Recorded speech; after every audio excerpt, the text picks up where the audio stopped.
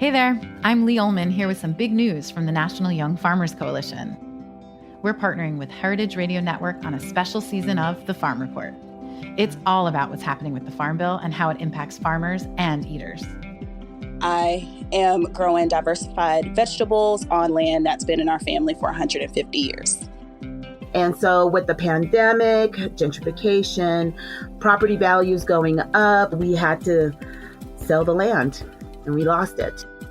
Join us as we uncover the untold stories behind this massive piece of legislation that shapes how we grow our food, what we eat, and so much more. The problems we have had, those are things that come from earlier Farm Bill and USDA policy, right? Like Earl Butts, get big or get out. You know, it's my responsibility to know not only what I'm eating, but then like how that all came to be. And realize like, wow, like this piece of legislation, all this money, like it's technically something that I support as a taxpayer. While Congress debates the next Farm Bill, this is not just an invitation to listen. It's a call to action. Be part of the conversation. Subscribe to the Farm Report on Heritage Radio Network, wherever you listen to podcasts. Welcome to Snacky Tunes. I'm one half your host, Greg Bresnitz. On this week's episode, we talked to chef Lorena Garcia, who is fresh from opening her brand new hotel restaurant called CHICA in the Venetian in Vegas, where she's the first Latina chef to open it. Super awesome. Get to hear about her history, what she cooked with her grandmother, how she became a chef, how she upset her parents by becoming a chef, and all the good things that come along the way. And then following that, we've got live performances and interviews with BOYTOY, who talks about their European tour, gear, and their new record, and plays some exclusive tracks for us here on Snacky Tunes.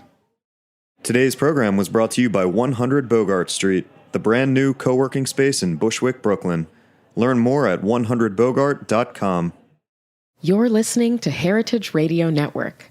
We're a member-supported food radio network broadcasting over 35 weekly shows live from Bushwick, Brooklyn.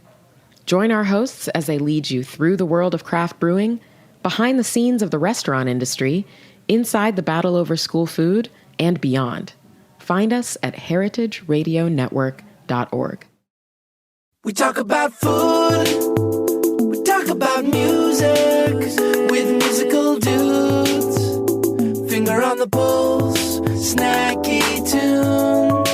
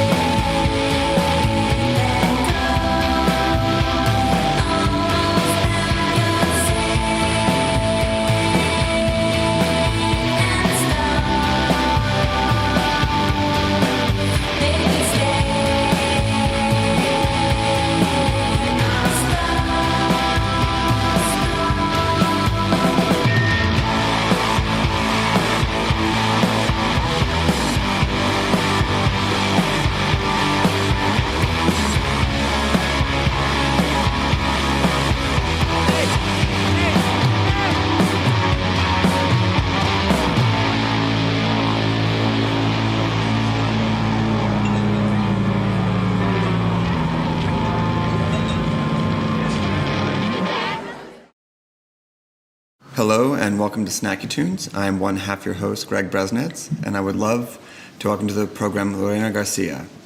You have so many titles. Yes. Restaurateur, chef, cookbook writer, kids, television cook producer. We're going to get to all of it. Okay. But first and foremost, just to frame everything, what is the one thing that you feel that people don't understand about Latin cooking and its modern interpretation? Probably the misconception that Mexican cuisine is Latin cuisine. I think that would be like the hardest. It's really understanding that it's so much more in terms of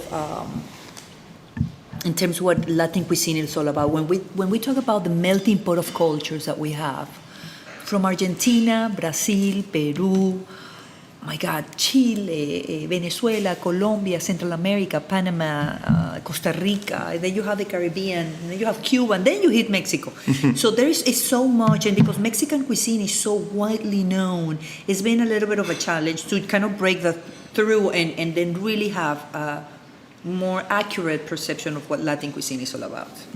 Let's go back to your childhood. Yes. Caracas, young girl. Yes. What are some of the most standout dishes from your memory when you think of childhood and eating at home? What is the setting? What were you eating? Who was cooking? Absolutely. My mother was always cooking, and my grandmother. Those arepitas that actually you just... Delicious, by the way. Thank you. Great way to start a food interview. Great, right? Feed the host. Exactly, feed the host. Greg, let me tell you, the arepas was always a staple. And I think in any Venezuelan kitchen, you have arepas for breakfast, lunch, dinner. You can. It's like your bread. You can stuff it as a sandwich. You can have it as a little piece, for your eggs in the morning. So that definitely was throughout. The chupe, which is the chicken soup with rice and different toppings, a little bit of cheese, a little bit of lime, avocado, cilantro. That's something that I just grew up with. That's it. What I say that I am sopera. That's what my son is sopero too, because I pack all the veggies and everything in a soup, and it's the perfect way to grow up and be strong. So. What else? The asado negro is a meat that you roast, and you create a natural charcoal with piloncillo or panela. It's like a brown sugar that is raw. You kind of burn it and create this black natural charcoal, and then with that meat you breathe wine and sofritos, and you cook it low and slow for 7 hours, and then what you have after is this beautiful piece of meat that you slice and it falls apart. It's really delicious. And were you cooking with your mom? Did she share the family secrets? Did she push you out of the kitchen? She pushed me out of the kitchen, but then I rolled back in. Because this wasn't guaranteed you were going to be a lawyer. Yes, I went to law school actually. Oh. And I finished my last year of law school, and right when I was graduating from law school, I got a job offer. And when I walked into the office and I knew that I was going to be, in this small office reading cases to the wall and the ceiling, I said, no, this is not for me. So I had to give it a shot because my parents, they're all attorneys and lawyers. So. How long were you in the offices before you're like, I just can't do this? About 20 minutes. I got into what I call a minor panic attack that I said, this is time for me to walk out because there is no way I'm going to be able to sustain 8 hours. So I just walked out. I said, thank you so much for the opportunity, but I think that I need to do what I am passionate and what I love. And that's what made me make a decision to go to culinary school, actually. And was cooking always there? Even when you were in law school, were you cooking in law school? Were you doing dishes there? Or was it just something in the back of your head that you said, this could be something, but I don't know if I'm going to make a career of this. I got to honor my parents. Where did cooking play along the lines of while you were still becoming a lawyer? Always food was the excuse for me to get together with my friends when I was going, even to high school and preschool. I will always have this excuse of group studies, and that was my group study for me to cook and see what they would think. What did you make for them? It's funny because on Facebook say, Lorena, do you remember when you used to make our 4-cheese pasta? I remember making, crossing. I was probably 12. And I will take cheese whiz and any 3 cheeses, maybe with blue cheese and some other cheese that my mother had from who knows where, and I would just make these sauces and I would play food, you know what I mean? But it definitely was something that I always was very attentive to, and I would always see my mother making these incredible soups and guisos, and I would be there watching. But it wasn't an opportunity for me to go to school. So for her, you need to go to school, Lorena. Right. You know how it goes. So how did the conversation, for all the fearful chefs out there who need to tell their parents that they're going to go cook, how did it go? What did you say? And how did your parents react to it? Okay. Well, in my case... And how afraid were you? I was I was shaking. I sat my mother, actually. I said, "Ma, I think you need to sit down for this." And she had this idea that I was going to wear, suits and it was going to be glamorous and high heels. And you look glamorous now. You've yeah, got right. The Venetian on there. Exactly. I mean, it's beautiful. It doesn't. It looks great. Doesn't look bad. Chef whites are amazing. And I told her, Mom, I decided that I'm not going to be a lawyer. I want to be a chef. I mean, she yelled. And the first thing she said, Lorena, you're crazy. You're going to be peeling potatoes and cutting onions all day. What are you talking about? But you know what I said? I said, Mom, let me cook for you. Let me do this. Let's invite a group of friends and let's see if I have a future or not. And I got supporters, thank God, on that dinner. What did you cook for the dinner? I mean, that's like the make or break. Yeah, that was a make or break. I made, and I know exactly what I made. And I was adventurous, of course, as you can see. And how old are you at this time? At this point, I was probably 16, 17, 18. Okay. And I made a wasabi sauce. Mm-hmm. Almost like an Alfredo, but instead of the cheese, I will use wasabi with a pasta, noodles that I made, kind of like a ramen kind of situation, and then I put a seared tuna rare inside with sesame seeds. And we're talking years ago when that wasn't even, that. So you weren't pulling from Venezuelan cuisine, you were just pulling from global, like I just got to impress them. I just got to impress them. Yeah, it wasn't going to be with arepas and soups, Where can I cheat from just to say, give me your blessing, I'm going to culinary school? And that is exactly, I just want to make sure that I made it right. Mm-hmm. And yes, I mean, everybody was very surprised. So, of course, it took me to really be able to go to culinary school. For my family, it was very important that I had a degree. And that's when I moved to the United States and was able to go to Johnson & Wales University and get a bachelor's degree in culinary arts. Then they were okay. Then they were a little bit more accepting. And getting into culinary school from going from, cooking in dorm rooms for your law students and, peeking in on Mom's Kitchen, how did that begin to evolve your education and how did that begin to open your world? I'm sure you got the classic French training and was just very different, in juxtaposition to home style cooking that you were used to when growing up. Absolutely. And let me tell you, I think that I absorbed studying law for business, for logical thinking. So I thank my family for making me go to law school because I think that's been a tremendous tool for me in business going in the culinary arts. So, I never took it for granted, but definitely, food was always something that I was passionate about. And I understood at one point, even, being afraid and having that fear of doing something that you don't know if you're going to actually make it or not, it was exactly that. It was doing what I was passionate about. And I think that's what, to me, did it. I need to do something that I love to do. Hopefully, I'll be successful doing it. Hopefully. And from that experience, you went to Paris, you went around the world. Were you able just to synthesize that cooking, or how did you take it in, or what did you start to pull from all the different places? You were in China, you were in Italy, Japan, Korea, Thailand. Yes. Where did you begin to take from there to start to develop your own style?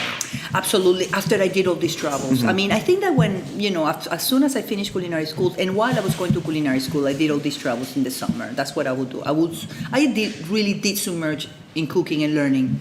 Even when I went to Italy and Paris, which I spent most of the time, that's where I really did my training and then, cook all over the world. It was to learn. So I wasn't even sure what my voice was going to be or what type of cuisine I was going to make. But I knew that I needed to learn. And this is a teacher, Chef Kumquat, in Johnson & Wales University said, travel if you can, learn as much as you can about ingredients and techniques, and then find your own voice. And that's what I did. They talk about in art school that you have to learn to draw an egg and draw a shadow before you become an artist. So you have to have the base skills before you can find your own voice, which I did not understand because I stopped taking art classes because I couldn't draw an egg or a shadow. But years later, I said, oh, I finally get it. So yes. What was your favorite cuisine to cook? And I know Latin is top, but what's second? If you couldn't have done this, yes. What was the language that spoke to you the most? Italian cuisine, I will say. My time in Italy, it was just outstanding. And I think my sensitivity to make great sauces come from it. I think that, French cuisine, it was so engraved, of course, with butter and cream and flour and pretty much anything that you do, you make a roux. So that was very classical training. I think that you need that as kind of what you were saying of drawing an egg. But after you get out of that and really trying to find your voice, I trained in the southern part of Italy with tons of olive oils and fish and seafood and lighter cuisine. To me, it was incredible. I would say it's one of my favorites, besides Peruvian cuisine, that is a strong influence in my Of course.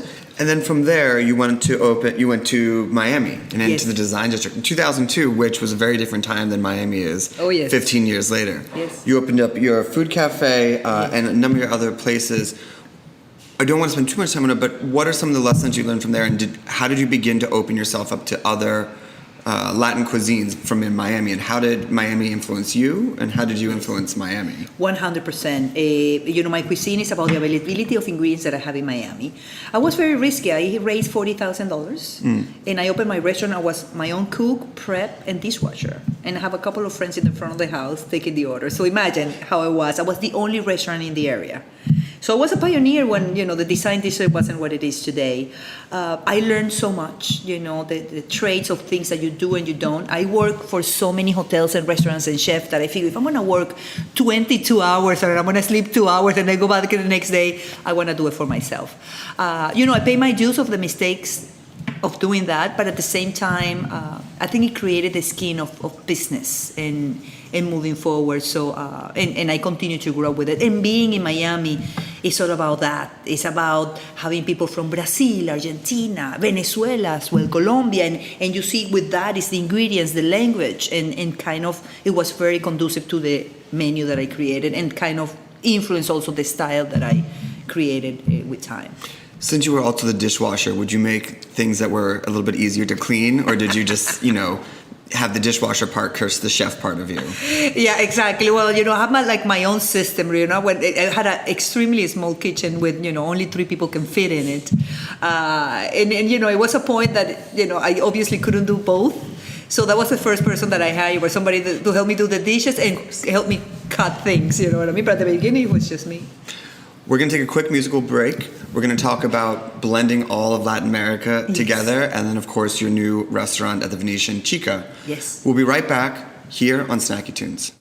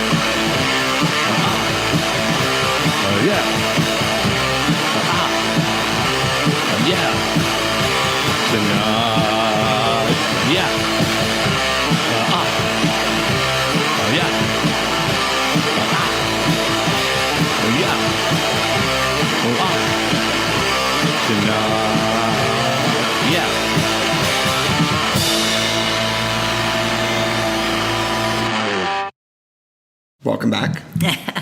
So let's go back to Italy for a second, because I think that is one of the things that I'm curious about. You have all of Italy. Everyone claims the region is the best, that they make the best pasta, or they're really known for different, or their eggplants are the best. You're pulling from Latin America, which is diverse backgrounds, diverse histories. Where do you start from? Where is the point where these cuisines begin to merge together? What have you found in the commonality, besides just geographical location, that allows you to start to pull a little bit from Peru, a little bit from Brazil, a little bit from Argentina, and mix them together? Absolutely. For me, it was a technique that I learned. I mean, for example, pickling and curing and infusing sweet notes into a pepper to make for them a vinaigrette. I will make a chimichurri with it. So the Latin cuisine was always engraved in me so much. I just wanted to see naturally, because that's how I grew up with. I grew up going to churrasquerias and putting different salsitas and guasacacas and herbs into our dishes. So what I really took from studying abroad and understanding all those techniques is how could I bring it to my own cuisine.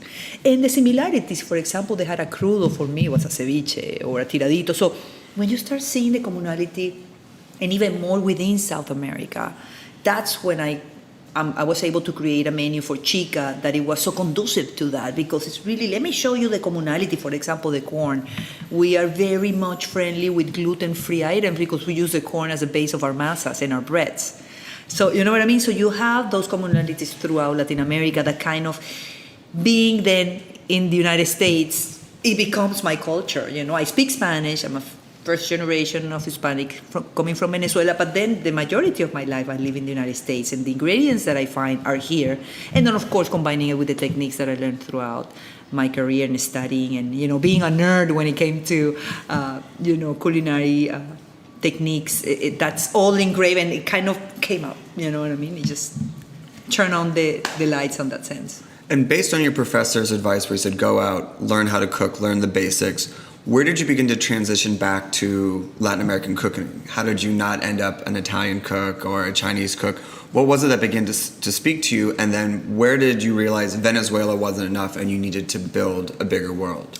Yes, the day that I got offered a book, publishing a book, and I got an offer to do my first book, and I needed to say, what am I going to say, Lorena? And what year is this? It's oh my God, it was... you making me take the calendar here. I'm like, what? Those little winks that you get in your phone? That's what? A few years ago, I would say probably 5 or 6 years ago, even more, probably 7 or 8, in which I had the first offer. I had no idea what to say.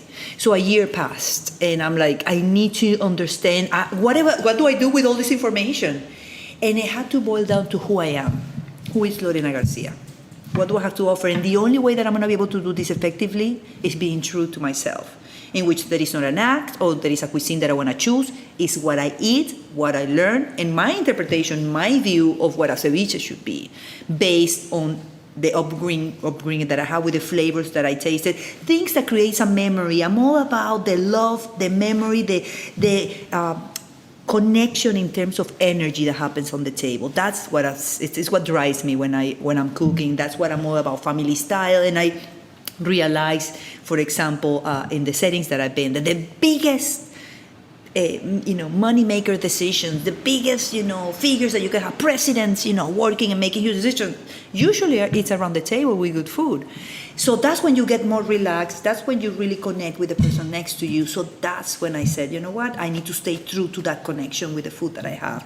And I created this. It's my techniques and studies that I did all over the world with the food that I grew up with and who I am in the United States. Did you go back to mom and be like, okay, now I've done all this stuff, can I please have your recipes? Or was she already feeding them to you after she knew what was happening? The way that it happened when I was writing my first book, I would call her and say, Mom, what is it that you exactly what you did to your frijoles negros, to your black beans? And she would pause for a minute or two. Okay, so let me tell you. So I would really go to the ingredients. I put a pinch of sugar. I said, what are you talking about? You put sugar? Why are you putting sugar in the black beans? But that's what she did. I mean, that's how I cook with my mom. When I ask her to write stuff down, she's like, oh yeah, I forgot this and this. And just, she cooks, she doesn't bake. So she's like, I haven't written anything down in 30 years. I just learned it from watching her mom and passing it on to us. So you're like, oh yeah, and you throw this thing at the end. You're like, I need that if people are going to recreate these recipes. But when you finally hear it, I had no idea. Exactly, that's what happened. The same with asado negro. I will make the sugar, I'll toast it, but it wasn't the color that I knew, this dark, beautiful sauce. I don't know, you have to burn it up. You should have said that. Yeah. She's like, you didn't pay attention? Yeah, exactly. You kept kicking me out to go become a lawyer. Exactly. Of course I wasn't paying attention. Exactly, that's exactly what she did. So once she got into it, did other relatives or other people start contributing and feeding you recipes, or was it mostly just from mom and your memory? Yes, it was mostly from mom and my memory. She was a really good cook. It was hard for me to put her in the kitchen, but when she did, it was absolutely incredible. My father did too, but he was more of an experimental cook. He would put 100 different things in a soup, and it would be amazing, but at the end, you didn't know what it was. So. Right, like one-time creations, that's it. And that's it, yeah, exactly. So Miami Design District. Yes. To the west, we now have Las Vegas. Yes. For CHICA, which is incredible. At the Venetian, so exciting. You mentioned a little bit about it, but what is going to be the focus? I know grilled food, ceviches, fire, all the things. Yes. Tell me about what you're cooking. What can I come eat there? Everything. I mean, we have antojitos, which are like the small appetizers. We have the main courses that are absolutely amazing. Desserts is off the hook.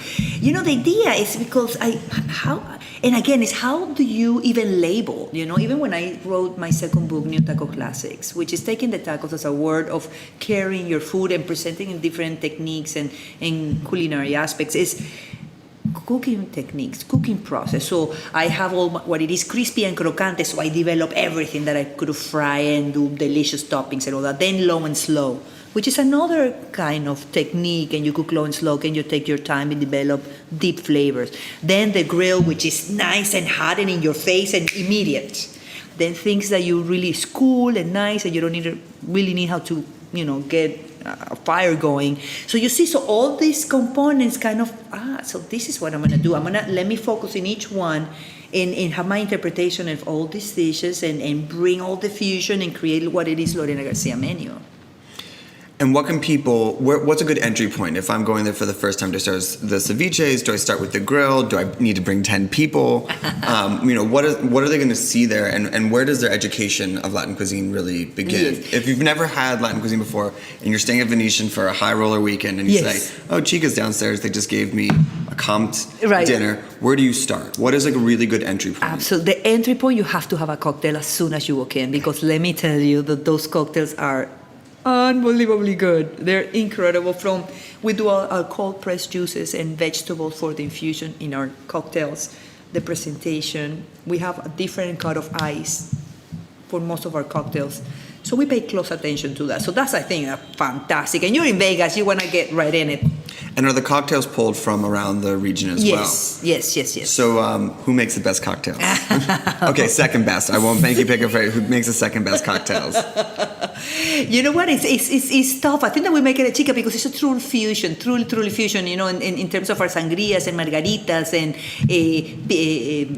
we use cachaça for our mojitos. So, it's a really nice representation, but we just do it with a different take, and our mixologist is just absolutely amazing. Then we have female wine growers also from South America. So you have wines that have, another level of representation for the femininity of CHICA. And then you go into the menu.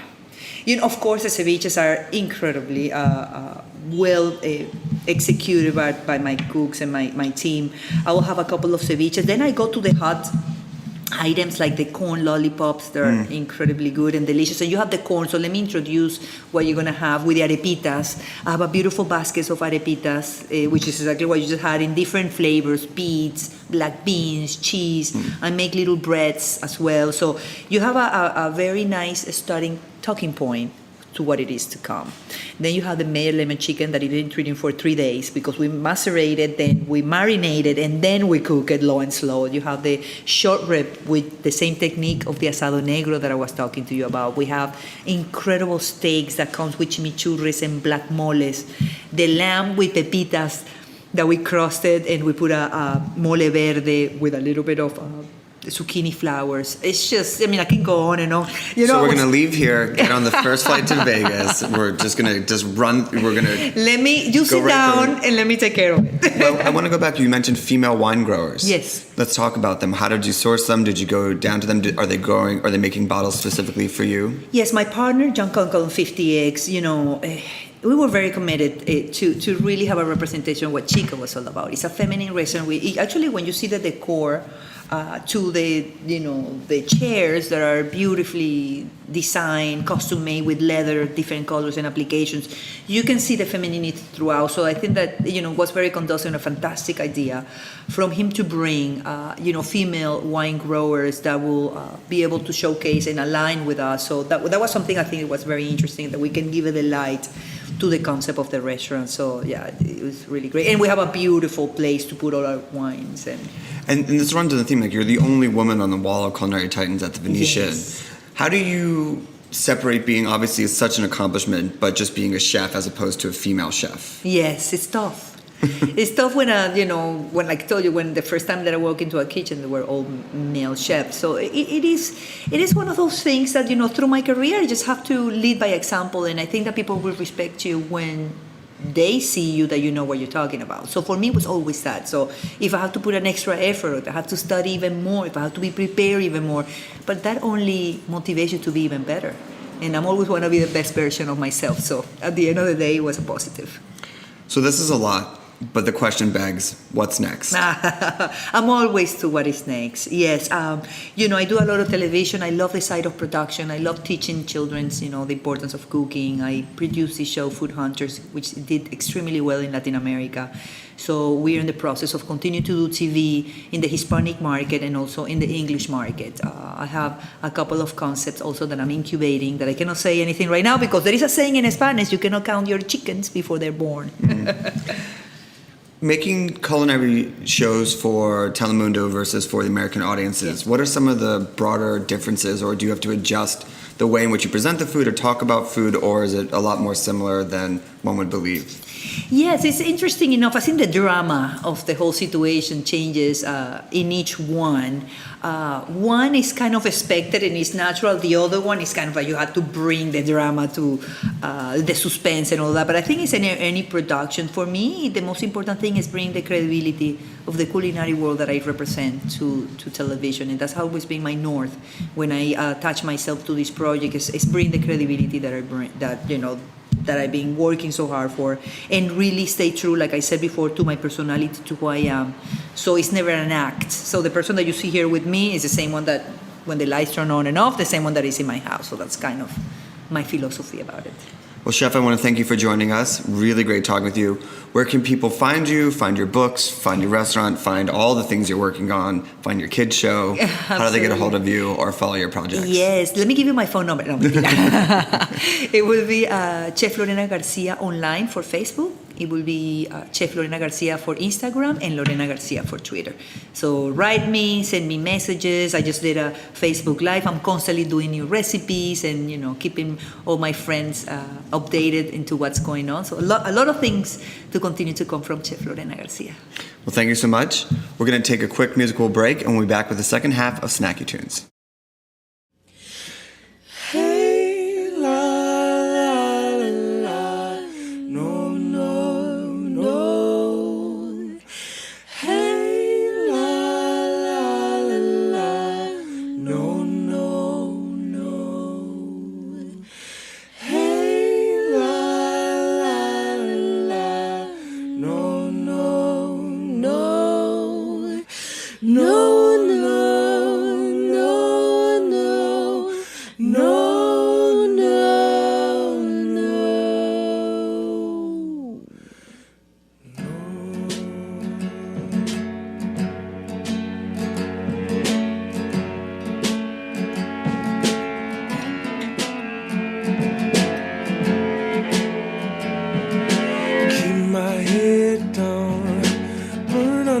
the sun.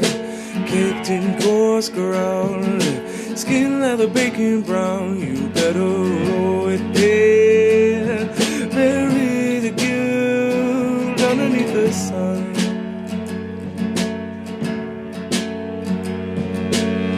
Keep my head down, shovel beyond the throes. Devil's whistling now. We are the only would even know. You better roll with it. Bury the guilt underneath the sun. Well, this moment ain't got nothing on me, and it don't even prove my sum. Loose lips cut tight, won't sing it right. My pride's underneath the dun. Percussion of my fists and my pounding chest, but they're always too long down low. And the man I see, the man I feel, at least not the one I know.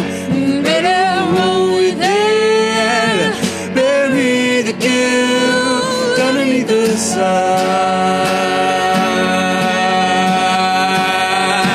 Keep my head down, underneath the sun. Keep my head down. Underneath the sun, you better roll with it. Bury the guilt underneath the sun. Hey la la la la, no no no. Hey la la la la, no no no. Hey la la la la, no no no. No no no no no no no. Hey la la la la, no no no. Hey la la la la, no no no. Hey la la la la, no no no. No no no no no no no. Hey la la la la, no no no. Hey la la la la, no no no. Hey la la la la, no no no. No no no no no no no. Hey la la la la, no no no. Hey la la la la, no no no. Hey la la la la, no no no. No no no no no no. 100 Bogart Street is finally open and ready for Bushwick. 100 Bogart is a brand new, state-of-the-art co-working space that provides turnkey workspaces, including open layout desks, meeting spaces, and furnished private offices. Members have access to top-notch amenities such as custom furniture, high-speed internet, spacious kitchenettes with coffee and tea, printers, scanners, and much more.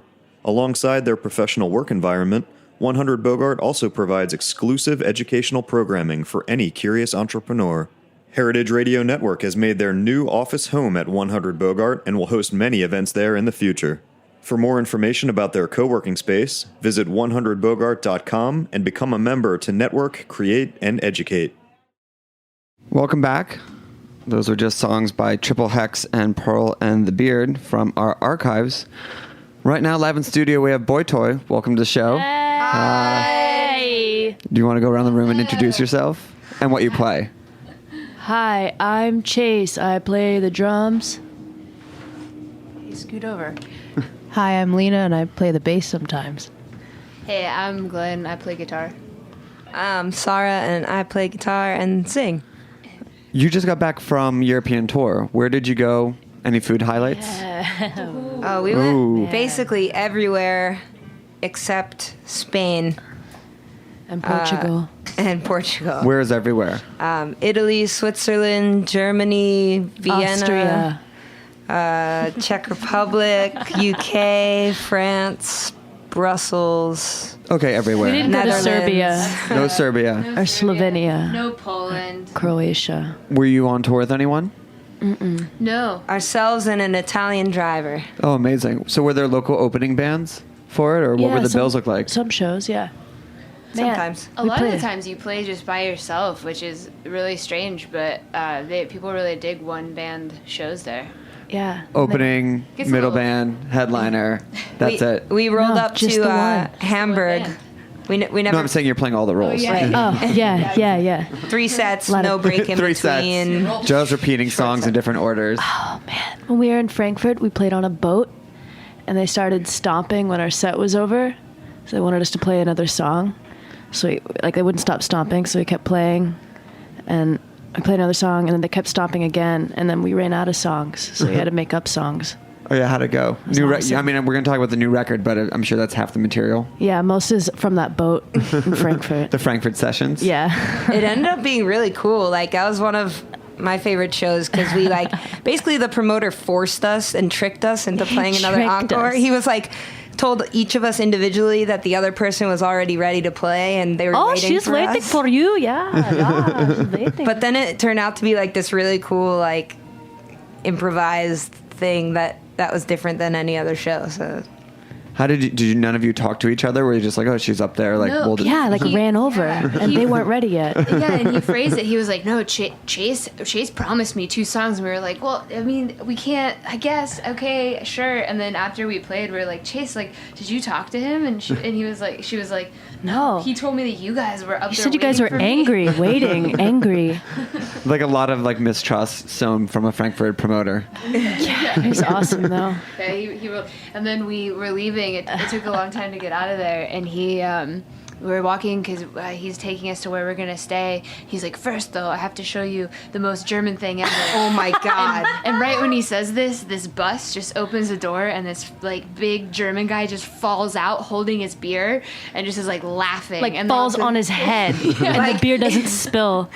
What he was really gonna show us was a bar, but just it happened at the most exact perfect moment. And he was like, "Well, that was pretty German." Okay, he that's got back on the bus. Yeah. The bus opened to let other people off. He fell off the bus and he got back on. Was it a party bus or just a public bus? Public, yeah, public he was going transit. home. Yeah. So then the promoter was like, "All right, I'm going to show you the second most German thing there is." So what were some of the food highlights from around Europe? God. The wine everywhere is amazing, and €3. Just skip food and go straight to Gas stations also, surprisingly, in Italy and Switzerland, are gourmet salads and pastas and... Oh, the faux gras.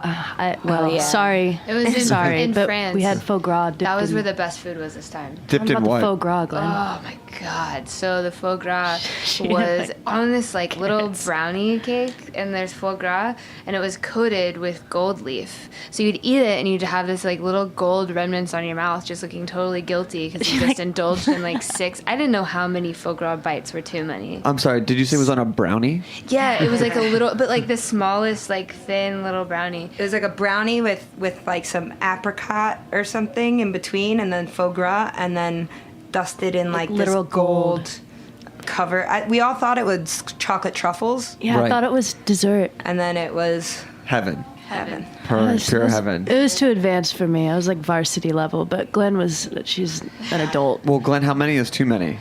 Well, I had to cap to 5. Okay. So I had some restraint, but the good news is that they were serving it again the next day. Yeah. Oh, perfect. So how many did you have the next day? I'd prefer not to disclose. Okay. You got your iron. Peter's gonna call. Yeah, Peter's gonna call. The mussels in Benique too. Those were awesome. I felt great, and then realized they were all just soaked in really rich butter, and I'm lactose intolerant. Oh yeah, there's some food allergies spread out amongst you. So I felt really. We ate all these 3 pots of mussels, and I was like, "Man, I feel awesome!" And then 10 minutes later, I was like, "I feel terrible. This is going to be a problem." And situation. Is it the problem sound effect? Yeah, I think that's the problem sound effect. that's the passing of wind. It's happening. It's happening. The tide is gone. Awooga. Can we hear a song? Yeah. What are you gonna play for us first? Poison Breeder. Great. Here we are with BOYTOY live on Snacky Tunes.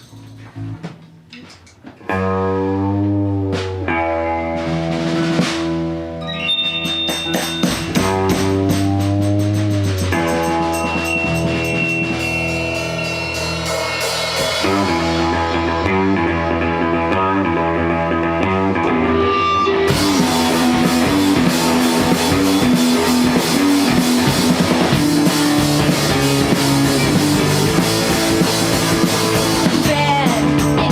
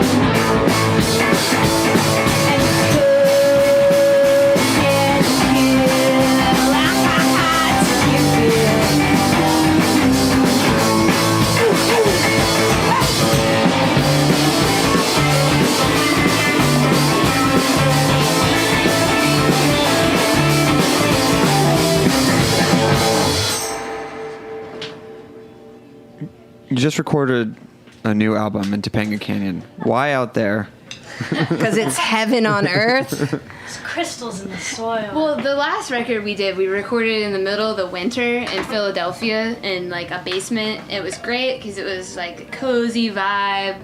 I don't know. And then it was just nice to go somewhere different and be able to not put on a parka every morning. Do you think the setting influenced the type of music and the songs that are going to be on the record? Absolutely. For sure. Yeah. It's super groovy. Yeah. So California, chill. sunny. We surfed a lot. Yeah. Great vibes. There's still some songs about New York that definitely have like New York vibes, but Yeah. it's It's like not soft. infiltrated by infiltrated by California. How long were you out there? We've been doing this thing where we go to LA for the winter for the past 2 years. So we got out to LA at the end of January and did all pre-production stuff in February. And then we stayed where we recorded for about 3 weeks in Topanga. He had pet pigs. Pet pigs? Yeah. Yeah. What were they named? Flower, who is an angel princess. I want to buy her a Barbie Jeep. And Mr. Pickles, who is a total asshole. Flower is a Malibu model. She's famous. Is she really? Yeah. Is she on Instagram? She was Could in be, but she's No. above that. She's in magazines. She only does print work. She's like now. Vogue Italia. Did you go out with a batch of songs that were a little bit harder New York based, and then how did like the California seep into it, or were the songs not totally written till you got out there? We recorded with Kyle Malarkey. He did the Alalas and the Growlers stuff, and was a really amazing producer. We had these bunch of songs that we like worked on and then got into a studio, and a lot of them changed a lot to the point where like we'd be doing like listening back on stuff and be like, wait, what song is this? Yeah. And then some songs are half written and we finished them in the studio. What's the plan for it coming out? Is it done, mixed, mastered? It's mixed. It's done. It's mixed. It's not mastered yet. We're gonna do that over here. We're on the prowl. Yeah. We're on the prowl right now. Figuring out how we want to put it out and who we want to put it out with. Watch out. Any ideas? Any ones you want to call out to? Dear Have a few not Clive ideas. Clive Davis and Mutt Lang. Hi. Master We're BOYTOY. and hi. I went That's to all I his got. school. We should just call him up. Yeah. We just if could you just call Clive? You said you did the He owes school? me money. Oh yeah, I went to NYU. I did the Clive Davis. I guess now they call it the Institute of Recording Music, but before then it was just the department, recording department. It's just probably part of your tuition. You can just call him. Everyone gets one email to him You know, that he has to honestly, answer It really Totally. should be. for that amount of money. It's Like like, you got to Barbados. write me back, buddy. Yeah. What are you going to play for us? Want. This is off a 7-inch that we released last winter before we went out to LA. So this is true New York, Philadelphia winter True vibes. New York. We recorded it ourselves. And No, this we recorded in the summertime. Summer, actually. It came out in the winter. Yeah. oh yeah, it came out. We recorded this in the summer in a studio that Glenn was renting in the Navy Yard. Hot. It was hot. And we all had to take our clothes off in the studio because it would be like probably 100 degrees in there. actually hot. Like physically hot. Physically hot. Sexually physically hot. I remember my first summer in New York where I thought I could get away with not having a air conditioner until I like went home with someone, and then I realized that it's not even hot; it's just physically hot. No. And It's then, noble to try. you have to try it once so Maybe you know. solo, but Yeah, solo is fine, but Not with a one friend. one other friend, it's just like not great. Yeah. not a good look. Not very professional. Oh, thought you were a DJ. Here we go, live on Snacky Tunes.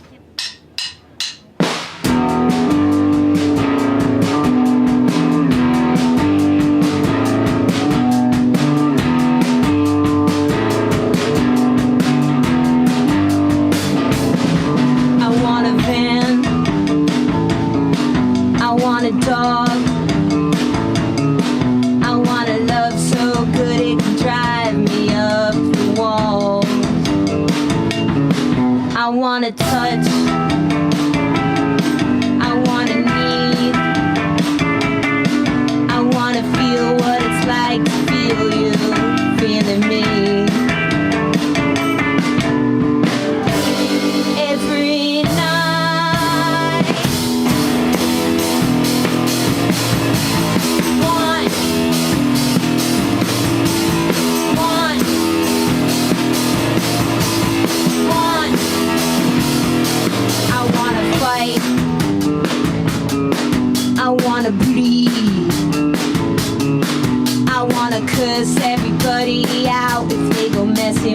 me. I wanna learn you, yeah, like a drug. I wanna kiss everybody's neck and make them fall in love. Every night.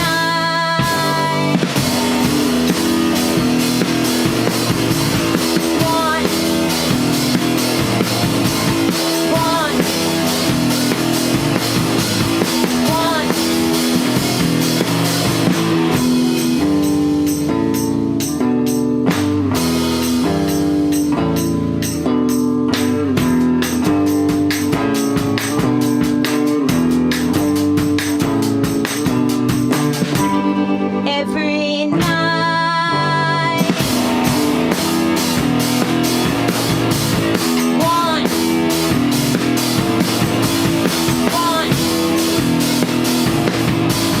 One. Every night. Every night. Every night. Every night.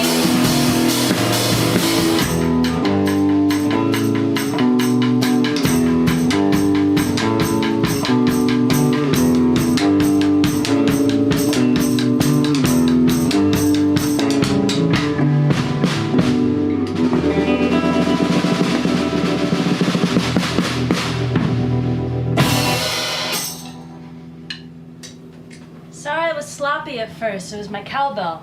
That cowbell. I can't really hear it. Yeah, I can't hear it either. I think I need to turn the Can you turn it up? Turn it up. Please turn up that cowbell. All right. One of the things you mentioned before the show is that you love talking about bands that you like. Who are some of your favorite bands? And shout them out. Shocking Blue. Oh man, we just saw The Rascals. Yeah, Felix Cavallari and the Rascals. It's a good name. Well, they were just the Rascals in the '60s, and then they broke up, and now the drummer does Dino and the Rascals, and he does Felix and the Rascals. Rival band, same songs. Yeah. Sucks. Yeah. You hate to see that. Is the audience? divorce. Is the audience Old big people. enough? No, I know, but do they have enough support to support two bands? I think so. I think so. I don't know. I think they need. No, I can't talk too much about Rascals' business. It's Too deep. too deep. Too close. inappropriate. But Your it's- father was a rascal. Yeah, it's a really cool story too about his daughter. I had this friend named Laura in Nashville, and then I posted this picture about Dino, the drummer. I was like, I fucking love this guy. And she was like, that's my dad's band. I was like, Whoa. what? Her name's Laura Cavalieri, and I thought maybe she was related to Felix, but I was like, I don't know. I was like, no way. And anyway, she go-go danced at our show at Babies last week. Really? Yeah, another one. Wait, That's right. Yeah. did you get to meet Dino? No, we met Felix. Just Oh, we met met Felix. Yeah. Oh. Dino is, I don't know. I And their think they're talking. guitarist. Gene. Yeah. Yeah. Sad story. You hate to see that happen. All these decades can't pull it back together. think Maybe it they're just working on it, though. runs too deep, though. Yeah, they're trying. A lot of history. Who else are you listening to? Love the band Witch. Yeah, They're the Zambian rock band. 70s rock and roll band. Also love the other Witch. With the J. Mascis Cal Thomas Witch. That's great too. But we listen to a lot of the Zambian Witch. Michael Ralt is really awesome. Yeah. Contemporary dude. He's making a new record right now at Daptone. Really? Like right over on Troutman. Love those guys. They've been on the show a long time ago. Cool. I think he was on here in our first year of doing stuff. They're great. Yeah. There's this band from Nashville we just played with called Roman Polanski's Baby. Ooh, tough name. Oh man. We met them through this band Pujol, who's really awesome. Yeah, they're both Pujol's really- from Nashville. They play like power pop, like kind of like the DBs and Elvis Costello. They're great. It's all just like super tight, kind of like rock. La Luz is cool. La Luz is cool. Shout out to the bass player. Want to make sure we get one more song in. Last question. Yeah. You're all into gear. Favorite piece of gear and why? Take it around the room. Oh. Don't think too hard.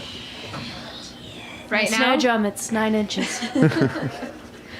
I love my Music Master bass Fender.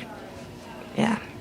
Man, I played a Bassman 50 watt, but added two 15 speakers in France, and I fell in love with it. It might be my new family member soon. That's the next purchase. Oh, it's so cool. Yeah. Perfect. The 15-inch speakers are really. That's what really did it for you, though. Yeah, totally. Well, thanks for coming on the show. Where can people find you? Stay tuned for the new record, hear the old records, listen to BOYTOYBand.com. Yeah. Instagram at BOYTOYBand. Facebook. BOYTOYBand. You could go to boytoy.com, but it's... I'm sorry, one more time. What was that? BOYTOY.com. Oh, did I get that right? Yeah, and then go to BOYTOYBand.com. You gotta go both at the same And just time. send us an email with the differences you see and if there's any upgrades we could do to our website. Oh, perfect. And we'll get you an amplifier for the cowbell for the final song. Fucking finally. An electric cowbell. Electric cowbell. Oh. Big thank you to Chef Lorena Garcia. We are off next week, but then we'll be back with a brand new episode of Snacky Tunes. Head over to Apple Podcasts to get to our archives. Check us out. Leave us a message. Rate us. Whatever you want to do. What are you going to take us out with? We're going to do a cover. Oh. Is that okay? Totally fine. Okay, it's called When the Night Falls by the Eyes. Oh, that's great. And we have it on a 7-inch. Yeah, we have this on a 7-inch. Perfect. And can you get that at boytoy.com? You can. Oh, perfect. I think. Yeah. If it's not available, just email us at boytoyband@gmail.com and we'll ship it in 7 to 9 days. In like 2 months. We're actually pretty punctual unless we're on tour. Oh, that's a good trait to have. So. Well, thanks for listening, and we will be back in a couple of weeks with a new episode of Snacky Tunes. Thanks for having us. Thanks for coming.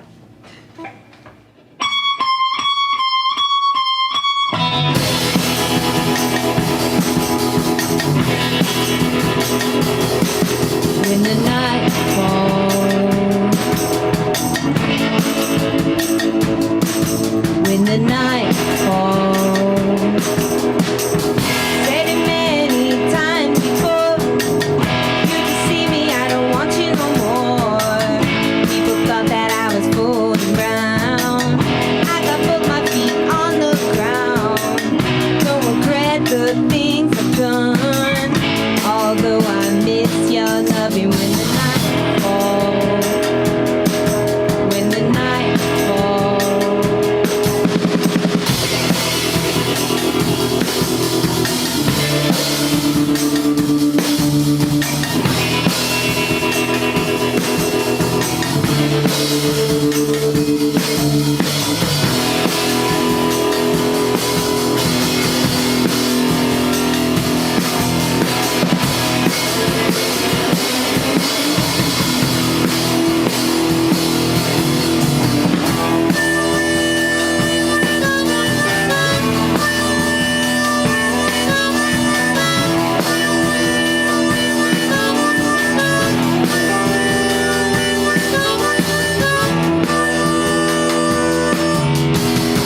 Sorry it had to end this way.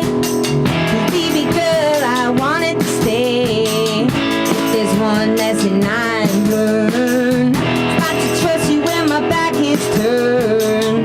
Don't keep phoning, telling me you're blue. 'Cause baby, I suffer too when the night falls. When the night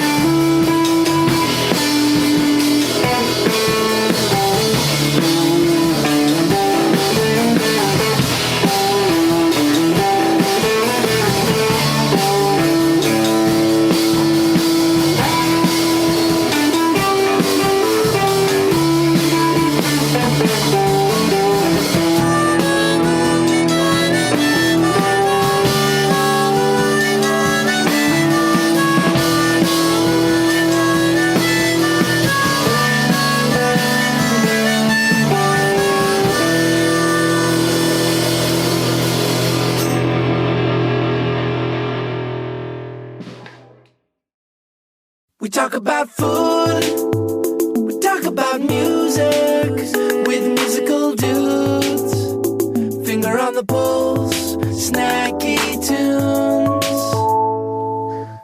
Thanks for listening to Heritage Radio Network, food radio supported by you. For our freshest content and to hear about exclusive events, subscribe to our newsletter. Enter your email at the bottom of our website, heritageradionetwork.org. Connect with us on Facebook, Instagram, and Twitter at heritage_radio. Heritage Radio Network is a nonprofit organization driving conversations to make the world a better, fairer, more delicious place. And we couldn't do it without support from listeners like you. Want to be a part of the food world's most innovative community?